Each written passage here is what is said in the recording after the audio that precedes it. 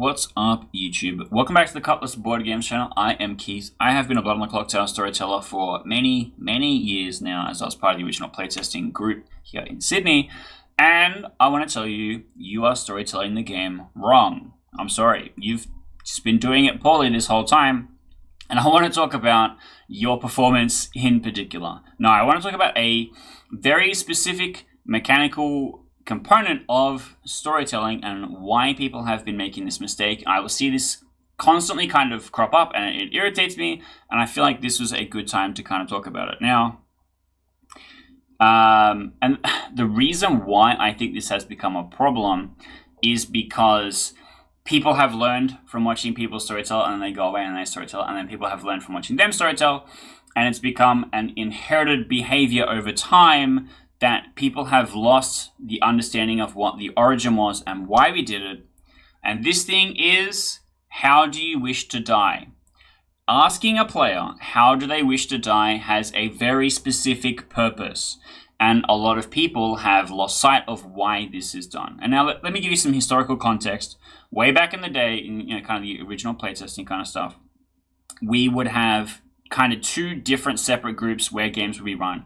There would be the Horse Hotel, and the Horse Hotel would normally have two games running, one which is Trouble Brewing, specifically for new players, and then they kind of split off and do like BMI, SMV, and then we had playtesting, which had Total Chaos, all of the unreleased and experimental characters being tested and playing around, seeing how that's going. Now, the difference between these two groups is obviously very large. Originally, the people running it was a bit different. It's changed hands many times since then. But the playtesting group was specifically run by Stephen, and the Horse for a period of time was run by Evan, and obviously changed stuff since then. But what's really specific about this is that when you are running games for new players, asking them how do they wish to die is really important and helpful and has a specific purpose. When you're playing with veterans or you are under a time crunch and all this other kind of stuff, it's not necessary. You can skip it. If you really want to, you can just memorize a couple of quick one-liners, which is, this is how you have died, you are dead. I personally, and you might notice this for me recently, I would just say, this person is executed and is dead, please go to sleep. Confirming that they are dead can be relevant sometimes, because it will often be like, is executed and does not die, if you're playing like a BMR or something. Confirming that they are dead can be important because people will sometimes immediately ask, and they're dead, and then move on. Which, again, can be like a follow-on from storytellers that are just not announcing it, but they just haven't changed the token, and that's supposed to be how they tell you, which I have happened to me once before. But let me dig into a little bit of why this is good for new players. When you are running Clock Tower for a group of brand new players, if they haven't played games like this before, if they haven't played games that encourage them to specifically speak up and contribute, if they are just kind of generally shy in a disposition, or if they don't kind of understand how the discourse is structured, this can be a really good tool to do a couple of things. The first of which is, I'm asking you a question in particular. This is your opportunity to answer me. I'm the guy in charge, and I've just told you I need to hear something from you and no other person, right? And everyone is stopping and they are listening to this exchange happening, which is really important. And then they are prompted to say something. And a lot of times they'll kind of fumble, and then they'll give you some kind of a prompt, and then you'll weave a little bit of a story with that prompt. Now, that is a specific exchange with this person where you are making them feeling included in the process. You are, telling part of a story with what's happening with them. And that can be as fluffy or whatever as you want. But it's not important. It doesn't contribute anything to the game. The game is not about telling a story. The game is about solving a puzzle. The reason why this is good for new players is because it encourages them to understand how discourse works. It encourages them to speak up. This is a time where you as a storyteller is like, I want to hear you say something. And so they go, this is me contributing.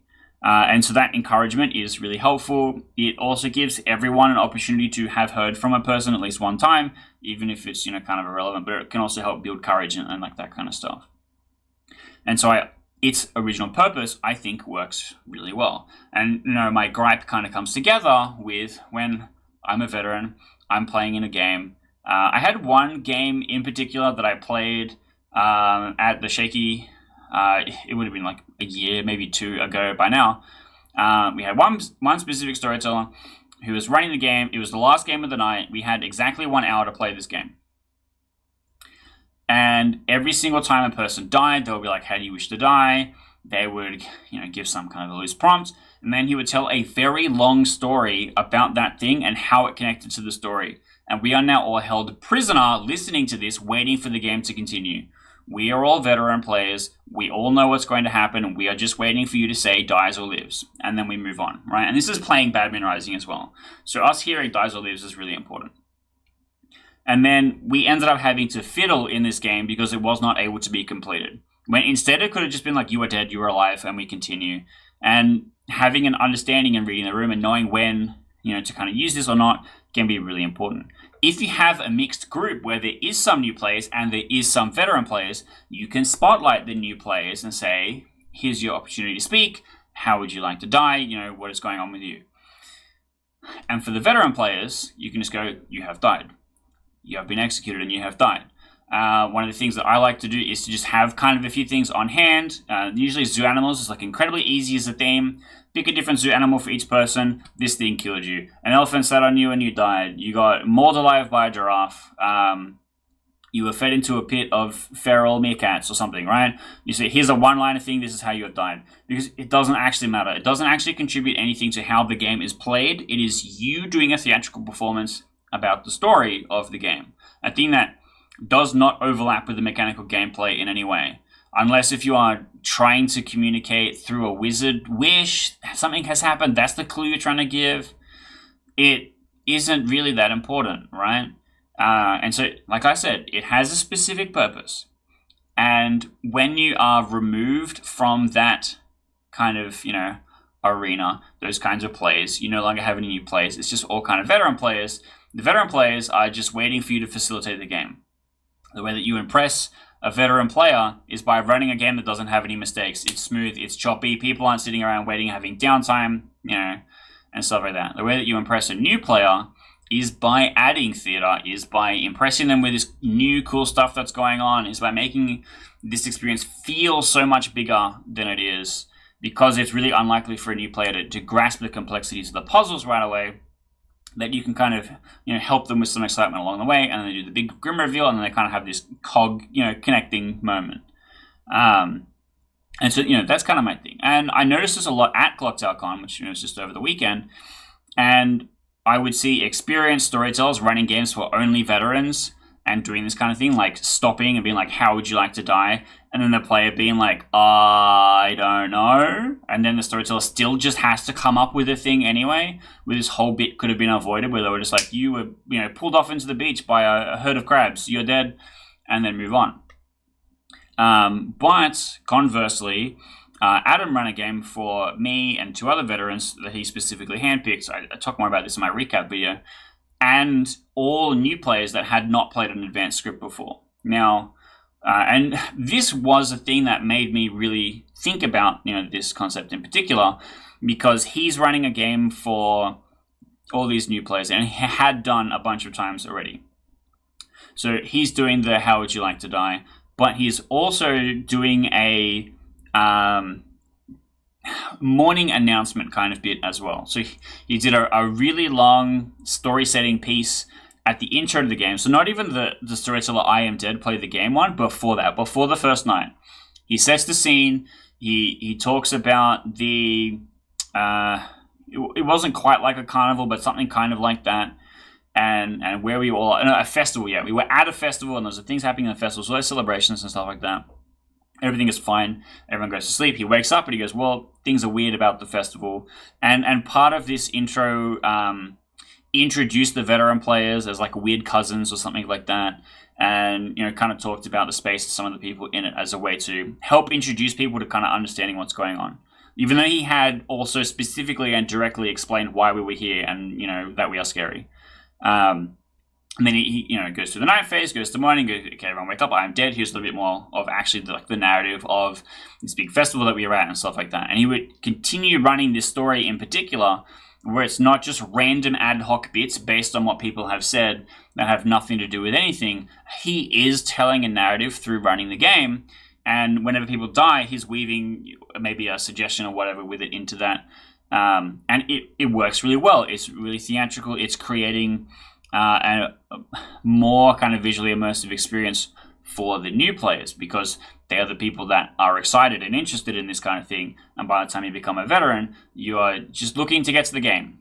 I want to know who's dead. I want to, go to the next thing, get my information. I want to be talking to the other players. I'm a demon that's got to talk to my minion really quick. I don't want to be sitting here waiting for you to get through the fluff, right? So it's kind of just entirely know your audience, make choices. Timing is really important.